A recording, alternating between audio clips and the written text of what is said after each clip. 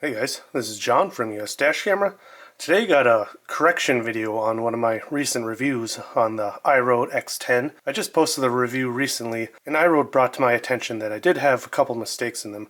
One of them was sort of minor, but one of them was a pretty big mistake that definitely needed to be addressed. So the first small mistake I made was I did say that the button on the camera was an emergency lock button. I should have double checked that in the manual. The button just has a dash on it. It's very common for dash cameras to have a button that will lock the current file so it doesn't get erased or written over in case you want to save that clip if it's something important. But this button is actually just the Wi-Fi button, so it'll turn the Wi-Fi on or off. Now for the other second mistake that I did make in my video is that I said that there was no timer function for the parking mode.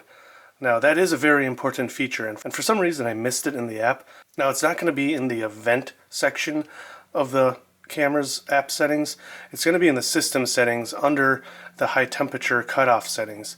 And I guess for some reason I just saw the auto off and didn't even cross my mind that that was talking about the parking timer function, and it actually says that in smaller, lighter font right above that. So I missed that, and for some reason when I looked through the menu several times I missed it each time. So that's definitely an important feature to have. Now when I was testing this, my battery was getting low, so it was already cutting off from low voltage, so I was never even able to test that timer functionality anyways. I just had to buy a new car battery just last week, so that was after I had already posted the review.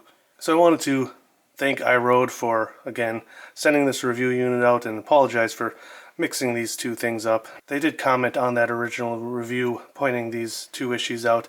They also pointed out that while at the time of review I pointed out that there was no option for miles per hour, they said that is coming in an update. Now I said in the review that it's not a huge deal, and they are aware, of course, people in the US are going to want to use miles per hour, so that update is going to come in a future firmware update.